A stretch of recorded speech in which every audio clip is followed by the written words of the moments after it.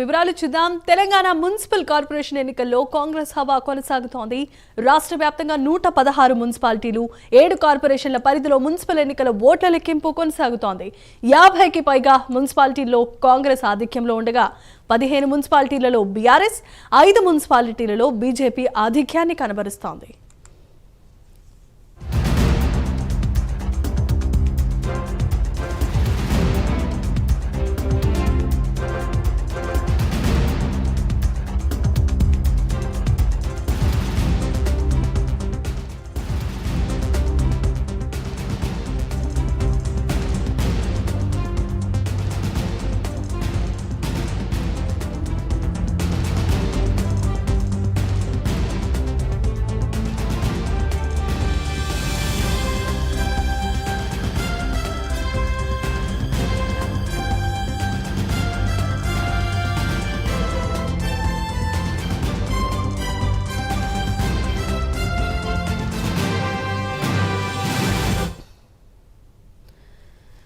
ఇక మున్సిపల్ ఎన్నికల్లో కాంగ్రెస్ జోరుపై మరిన్ని వివరాలను మా ప్రతినిధి అజీం అందిస్తారు.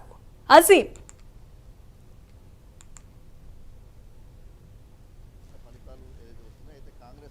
కాంగ్రెస్ సభ కొనసాగుతుంది. అయితే ప్రస్తుతం మనం గాంధీభవన్లో మనతో మాట్లాడడానికి కూడా కాంగ్రెస్ పార్టీ కార్పొరేషన్ చైర్మన్ మెట్టు సాయి కుమార్ ఉన్నారు. అడిగి తెలుసు, మీరు అనుకున్నట్టే ఫలితాలు వస్తున్నాయా? కానీ కొంత బీఆర్ఎస్ కూడా ఎక్కువ ఫలితాలు కూడా వస్తున్నట్టు కూడా కనిపిస్తుంది. నేను ఏమంటున్నాను అంటే ఎక్కడైతే బీఆర్ఎస్ పార్టీ ఎమ్మెల్యేలు అంటే అక్కడక్కడ అటు సిరిసిల్ల కానీ ఇటు వ్యవస్థ కోరుట్లో కానీ అక్కడ మాత్రమే వ్యవస్థ ప్రకారంగా వాళ్ళు గెలిచినట్టు సమాచారం ఉంది. అంత ఎంత వ్యవస్థ ఏమీ లేదు, అంటే పరిపూర్ణంగా సంపూర్ణంగా గెలలేరు. ఒకటే చెప్తున్నా, అసెంబ్లీ ఎన్నికల్లో, సర్పంచ్ ఎన్నికల్లో 2 బై ఎలక్షన్లో ఏదో రిపీట్ అయిందో ఇప్పుడు అదే రిపీట్ అవుద్ది. 2028 కూడా అదే రిపీట్ అవుద్ది. ఇది తెలంగాణ ప్రజల తీర్పు. ముఖ్యమంత్రి రేవంత్ రెడ్డి గారిని సంపూర్ణంగా పరిపూర్ణంగా ఒక ఇంటి పెద్ద కొడుకు ఆశీర్వించే ఒక తీర్పు ఇది. గతంలో ఎన్నో ముచ్చట్లు మాట్లాడినారు. 2 సంవత్సరాల్లో కాంగ్రెస్ పార్టీకి వ్యతిరేక వచ్చే మాట్లాడిన వ్యవస్థలో ఇప్పుడు వాళ్ళు దరిదాపులో కూడా లేరు. మీకు ఎక్కడ మీకు అంటే నేను మీకు కనపడిన వ్యవస్థ ప్రకారంగా 30 ఎమ్మెల్యే సీట్లు బీఆర్ఎస్ పార్టీకి కూడా ఎక్కడ కూడా వారి యొక్క కాన్స్టిట్యూన్సీ లేక బీఆర్ఎస్ గెలిచే కాన్స్టిట్యూన్సీలో కూడా వారికి కాంగ్రెస్ మెజారిటీ వచ్చింది. కానీ బీఆర్ఎస్తో పాటు బీజేపీ కూడా కొన్ని ప్రాంతాల్లో పుంజుకున్నట్టుంది. నిజామాబాద్, కరీంనగర్, యాదగిరిగుట్ట లాంటి ప్రాంతాల్లో కొంత అంటే ముఖ్యంగా మీ నిజామాబాద్ ఎంపీ ఉంది కాబట్టి, కరీంనగర్ కేంద్ర మంత్రి ఉంది కాబట్టి కొన్ని సానుకూలంగా ఉంటాయి, కానీ అంత సానుకూలంగా ఉండదు. ఎక్కడైతే పార్లమెంట్ ఎన్నికల తర్వాత సర్పంచ్ ఎన్నికల్లో వాళ్ళకు పరాభవం తప్పింది. అదేవిధంగా ఇప్పుడు వచ్చినటువంటి ఎంపీటీసీ ఎన్నికల్లో, మన మున్సిపల్ ఎన్నికల్లో, ఎందుకంటే ప్రత్యక్షంగా పరోక్షంగా కాంగ్రెస్ పార్టీకి అన్ని వర్గాలు అంటే గ్రామీణ వర్గాలు కానివ్వండి, పట్టణ వర్గాలు కానివ్వండి, అందరు ఓటర్లు ఏకపక్షంగా ముఖ్యమంత్రి రేవంత్ రెడ్డి గారిని వారి యొక్క ఇంటి పెద్ద కొడుకు ఆశీర్వదించి వచ్చే 10 సంవత్సరాలు కాంగ్రెస్ పార్టీ పాలనని, ప్రజాపాలనని, రేవంత్ రెడ్డి గారి పాలనని చూసే విధంగా వాళ్ళు ఆశీర్వదిస్తూ ఉన్నారు. దానికి తగ్గట్టుగానే ఫలితాలు మాకు అనుకూలంగా ఉన్నాయి. పార్లమెంట్ ఎన్నికల్లో కూడా బీజేపీ, బీఆర్ఎస్ కలిసి పోటీ చేశారని మీరు విమర్శలు చేశారు. ప్రస్తుతం అలాంటి పరిస్థితి ఇప్పుడున్నటువంటి మున్సిపల్ పోల్లో కూడా మీకు ఏమైనా కనిపిస్తుంది? అట్లా దాదాపుగా 500 నుంచి 600 వార్డులలో బీఆర్ఎస్ పార్టీ బలమైన అభ్యర్థులను పెట్టకుండా బీజేపీకి పరోక్షంగా మద్దతు తెలిపింది. దానికి పూర్తి నిదర్శనమే ఆదిలాబాద్ కానీ, నిజామాబాద్ కానివ్వండి, కరీంనగర్ కానివ్వండి. అక్కడెక్కడ అంటే ఆయన ఇప్పుడు సిరిసిల్లాలో ఎక్కువ పోటీ పెట్టకుండా బీజేపీతో కుమ్మక్కయ్యి బీఆర్ఎస్కి ఓటు వచ్చే విధంగా చేసుకున్నటువంటి బీఆర్ఎస్ పార్టీ, బీజేపీ పార్టీ దరిదాపులకు లేవు. వాళ్ళ లాంటి అంటే రాజకీయ వ్యభిచారం చేసినారు. బీజేపీ పార్టీ, బీఆర్ఎస్ పార్టీ మళ్ళీ అటు పార్లమెంట్ ఎన్నికల్లో, అటు ప్రత్యక్షంగా మన ఎమ్మెల్సీ ఎన్నికల్లో, ఇప్పుడు మున్సిపల్ ఎన్నికల్లో కూడా కొన్ని నియోజకవర్గాల్లో బీజేపీకి అనుకూలంగా బీఆర్ఎస్ పార్టీ డమ్మి క్యాండిడేట్ని బీజేపీ ప్రచారం చేయకుండా వ్యవహారం చేసింది. దానికి కారణం సిరిసిల్ల మున్సిపాలిటీ గెలవనికే. సిరిసిల్ల మున్సిపాలిటీ కోసము బీఆర్ఎస్ పార్టీ మొత్తం బీజేపీకి అనుకూలంగా పనిచేసింది. అంటే మీరు అధికారంలో ఉన్నారు, కానీ సిద్దిపేట లాంటి ప్రాంతాన్ని ఇంకా టచ్ చేయలేకపోతున్నారు, గజ్వేల్ లాంటి ప్రాంతాన్ని ఇంకా టచ్ చేయలేకపోతున్నారు, మహబూబ్నగర్ లాంటి ప్రాంతాల్లో కూడా ఇంకా బీజేపీ హవా కొనసాగుతుంది. ఎందుకంటారు? హవాన ఏముంటుందండి, వ్యవహారంగా రాజకీయంగా కొంతమంది కాంగ్రెస్ పార్టీ నాయకులు బీఆర్ఎస్ పార్టీ వ్యవహారంలో ఉండడం వల్ల, బీజేపీలో ఉండడం వల్ల కొన్ని అనుకూలమైన వర్గాలు పనిచేస్తాయి అంతే. వాళ్ళది బీజేపీ గొప్పతనం కాదు. వాళ్ళు గతంలో కాంగ్రెస్ పార్టీ పనిచేయడం వల్ల రాజకీయంగా ఏ విధంగా చేయాలో కొంచెం నిర్ణయాత్మక శక్తులు ఉండడం వల్ల కొన్ని అక్కడక్కడ కొన్ని వచ్చి రావడం జరిగింది. అటు నిర్మల్లో కానీ ఇక్కడ కొన్ని వ్యవహారాల్లో ఎక్కడ కూడా కాంగ్రెస్ పార్టీకి రాజకీయ వ్యవహారంగా ఎప్పుడు ఇబ్బంది లేదు. రాష్ట్రంలో 119 నియోజకవర్గాల్లో గది పరిశ్రమ నాయకత్వం కాంగ్రెస్ పార్టీకి ఉంది. ఇప్పుడు మాకు ఒక ఉద్దేశం ఏంటంటే పట్టణాల్లో కూడా మున్సిపాలిటీలో కూడా కాంగ్రెస్ పార్టీ 80 నుంచి 90 మున్సిపాలిటీలో కాంగ్రెస్ పార్టీ గెలవబోతుంది. స్పష్టంగా ముఖ్యమంత్రి రేవంత్ రెడ్డి గారిని, రాహుల్ గాంధీ గారి నాయకత్వంలో, కాంగ్రెస్ పార్టీ మహేష్ కుమార్ గారి నాయకత్వంలో బలపరిచే విధంగా ప్రతి ఒక్క కాంగ్రెస్ పార్టీ కార్యకర్త వార్డు ఒక కౌన్సిలర్గా, వార్డు యొక్క వైస్ చైర్మన్గా, మన మున్సిపాలిటీ వైస్ చైర్మన్గా, మున్సిపాలిటీ చైర్మన్ కాబోతున్నారు. ప్రతి ఒక్కరికి చాలా అభినందనలు, శుభాకాంక్షలు కూడా. 80 నుంచి 90 మున్సిపాలిటీలో కాంగ్రెస్ పార్టీ స్పష్టమైన మెజారిటీతో గెలబోతుంది. అటు బీఆర్ఎస్ బీజేపీ ఒకటని అంటున్నారు, కానీ ఇటు ఎంఐఎం కూడా కాంగ్రెస్ పార్టీకి కొన్ని చోట్ల నిజామాబాద్ లాంటి జైరాబాద్ చోట్ల మద్దతు ఇస్తున్నట్టు కూడా తెలుస్తుంది. మరి అంటే కాంగ్రెస్ ఉన్న ఎంఐఎం కూడా ఒకటేనా? అంటే కాదు, కొన్ని దగ్గర మెజారిటీ వచ్చినప్పుడు కొంచెం సహకారం ఉండొచ్చు. ఇప్పుడు కాంగ్రెస్ పార్టీ కోహిర్ మున్సిపాలిటీ ఉందండి.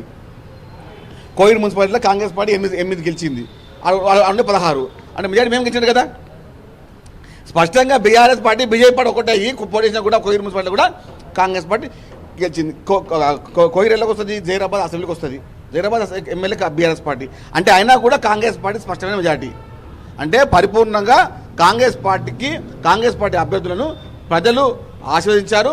ముఖ్యమంత్రి రేవంత్ రెడ్డి గారి పాలనని బలపరుస్తూ కాంగ్రెస్ పార్టీ అభ్యర్థులని 80 నుంచి 90 మున్సిపాలిటీలో గెలిపిస్తున్నందుకు చాలా ధన్యవాదాలు.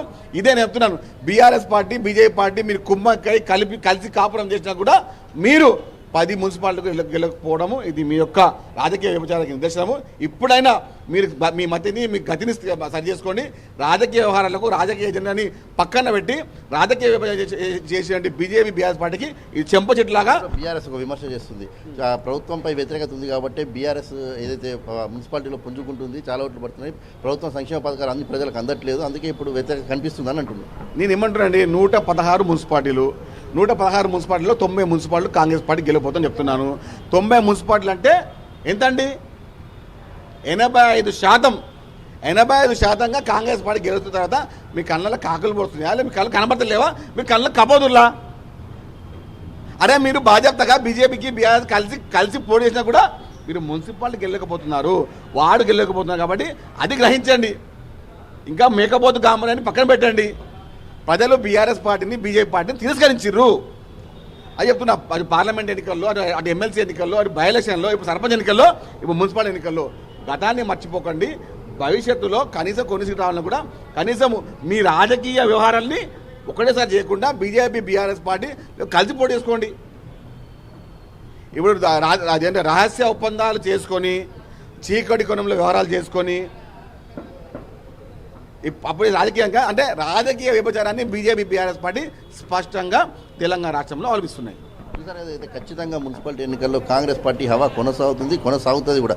సుమారు 80 నుంచి 90 స్థానాలు కూడా 116 స్థానాల్లో కాంగ్రెస్ పార్టీ గెలవబోతుంది. అంటే దాదాపు 85% స్థానాలను కూడా కాంగ్రెస్ పార్టీ గెలవబోతుంది. మిగతా స్థానాలు కూడా అధికారంలో ఉన్న కాంగ్రెస్ పార్టీ గెలుస్తుంది. కానీ ఎక్కడైతే చీకటి ఒప్పందం ప్రకారం అటు బీజేపీ కావచ్చు, అలాగే బీఆర్ఎస్ కావచ్చు, రెండు పార్టీలు చీకటి ఒప్పందం చేసుకొని పలు చోట్ల నేరుగా కూడా వాళ్ళ అభ్యర్థులను మీకు సపోర్ట్ చేస్తున్నామని చెప్పి బీఆర్ఎస్ బీజేపీకి చెప్పడం, బీజేపీ బీఆర్ఎస్ చెప్పడం లాంటి పరిణామాలు చోటు చేసుకున్నాయి. కాబట్టి ఆ స్థానాలు కూడా కోల్పోతున్నాం. కానీ రానున్న రోజుల్లో కూడా బీజేపీ బీఆర్ఎస్ ఇలా చీకటి ఒప్పందం కాకుండా, రాజకీయ వ్యభిచారం చేయకుండా నేరుగా కలిసి పోటీ చేసే ఉద్దేశం ఉంటే చెప్పాలని చెప్పి కూడా కాంగ్రెస్ పార్టీకి సంబంధించిన నేతలు అయితే డిమాండ్ చేస్తున్నారు. అయితే ఖచ్చితంగా మెజార్టీ స్థానాలు మాత్రం కాంగ్రెస్ పార్టీ మున్సిపల్ ఎన్నికల్లో గెలవబోతుంది.